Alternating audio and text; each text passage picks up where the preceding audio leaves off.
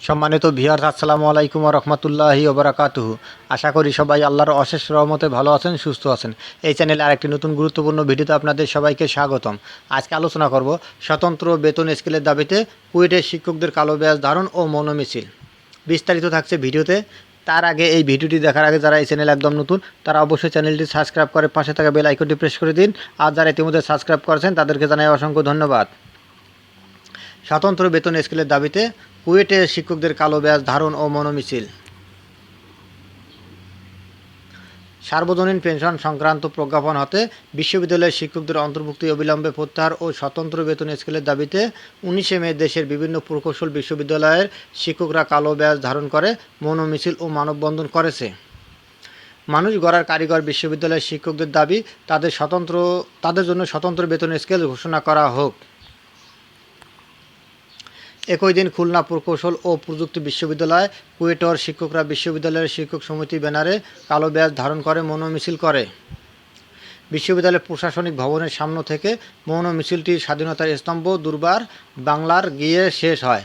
দাবির সপক্ষে যুক্তি উপস্থাপন করে বিশ্ববিদ্যালয়ের শিক্ষক নেতৃবৃন্দ বলেন, যখন সর্বজনীন পেনশন ঘোষণা করা হয় তখন আমরা সরকারকে সাধুবাদ জানিয়েছিলাম, কিন্তু সরকার যখন এই সর্বজনীন পেনশনের নিজস্ব একটা কাঠামোগত দিক থেকে বিশ্ববিদ্যালয়ের যে সকল শিক্ষকরা যারা চাকরি করেন তারা সমাজের ক্রিম এবং রাষ্ট্রের একটা উচ্চ শিক্ষা প্রতিষ্ঠানকে তারা সার্বজনীন পেনশনের ভিতর নিয়েছে, কিন্তু তাদের কাঠামোগত পরিবর্তন এখানে আমলারা, আর্মি, পুলিশ, প্রশাসন এবং কলেজের শিক্ষকদের ভাগ করে দেওয়া হয়েছে।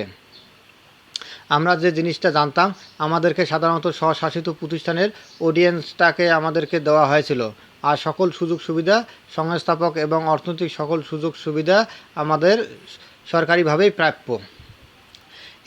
এটা জেনেই বিশ্ববিদ্যালয়কে স্বতন্ত্র বোধ করে ছেলে মেয়েদের উচ্চশিক্ষা দিয়ে থাকি। যখন আমাদেরকে তাদের সাথে ডিস্ট্রিবিউশন করে তখন হৃদয়ে অত্যন্ত ব্যথিত হই। সাধারণ মানুষের কাছে শিক্ষা সম্পর্কে যে নেতিবাচক ধারণা যায় সেটা আমাদের অত্যন্ত ব্যথিত করে। আমরা এটার প্রতিবাদ জানাই। সরকার প্রধান কোনো এক সময় আমাদের আন্দোলনের ফলে বলেছিলেন বিশ্ববিদ্যালয়ের শিক্ষকদেরকে একটা স্বতন্ত্র পে স্কেল দেবে, কিন্তু দীর্ঘদিন হয়ে গেল সেই স্বতন্ত্র পে স্কেলের ধারণা এখনও আমাদের দৃষ্টিগোচর হয়নি। অর্থাৎ কোনো দিকেই না দিয়ে হঠাৎ এ ধরনের বৈষম্যমূলক নীতি কখনো শিক্ষিত সমাজ মেনে নিতে পারে না। দুর্বার বাংলা পাদদেশে দেওয়া বক্তৃতায় বিশ্ববিদ্যালয়ের শিক্ষক সমিতির সভাপতি প্রফেসর ডক্টর মোহাম্মদ আব্দুল হাসিব বলেন, শিক্ষকদের একটা প্রজ্ঞাপনে অন্তর্ভুক্ত করে একটা সার্বজনীন পেনশন ব্যবস্থা জারি করা হয়েছে। আমরা সকলেই অনেক দিন ধরে একটা সুবিধা ভোগ করে আসছি, কিন্তু সেই সুবিধা যদি হঠাৎ করে কেড়ে নেওয়া হয় তাহলে অবশ্যই শিক্ষকরা মর্মাহত হবে। আমরা সর্বজনীন বলতে বুঝি সকলের জন্য একই হবে, কিন্তু সেটা শুধুমাত্র বিশ্ববিদ্যালয়ের শিক্ষকদের জন্য। এটা করে আমাদের অন্যদের একটা ব্যতি রেখে কখনো সর্বজনীন হতে পারে না। এজন্য আমরা এটার তীব্র প্রতিবাদ জানাই। আমরা সকলে জানি মেধাবীরাই শিক্ষকতা পেশায় যোগদান করে থাকেন।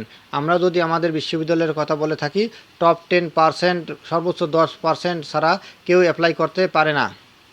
এখানে সর্বত্র মেধাবীরা আসে, তাদের যদি সুযোগ সুবিধা কেড়ে নেওয়া হয় তাহলে মেধাবীরা ভবিষ্যতে এই পেশায় আসতে চাইবে না।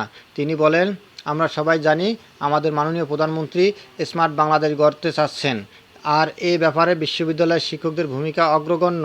বিশ্ববিদ্যালয়সমূহে যারা মেধাবী ছিলেন তারা যদি শিক্ষকতা পেশায় না আসেন তাহলে আমাদের স্মার্ট বাংলাদেশ গড়া একটা অন্তরায় হয়ে দাঁড়াবে। তিনি বলেন, আমি বিনীত অনুরোধ জানাবো প্রশাসনের যারা দায়িত্বে আছেন এই প্রজ্ঞাপন থেকে বিশ্ববিদ্যালয়ের শিক্ষকদের অন্তর্ভুক্তি অবিলম্বে প্রত্যাহার করা হোক। বিশ্ববিদ্যালয়ের শিক্ষক সমিতির সাধারণ সম্পাদক ডক্টর মোহাম্মদ আলমগীর হোসেন বলেন, এই তপ্ত রৌদ্রে আন্দোলন করা বিশ্ববিদ্যালয়ের জন্য অত্যন্ত অবমাননাকর। এই অবমাননাকর পরিস্থিতিতে শিক্ষকদের হজম করা খুবই কষ্টসাধ্য। আজকে এই মৌন মিছিল কালো ব্যাজ ধারণের মতো পদক্ষেপ নিতে আমরা বাধ্য হয়েছি। ধন্যবাদ জানিয়ে বিদায় নেওয়ার আগে আবার অনুরোধ জানাই, যদি ভিডিওটি ভালো লাগে এবং নতুন নতুন আপডেট ভিডিও পেতে চান তাহলে অবশ্যই চ্যানেলটি সাবস্ক্রাইব করুন। ধন্যবাদ সবাইকে।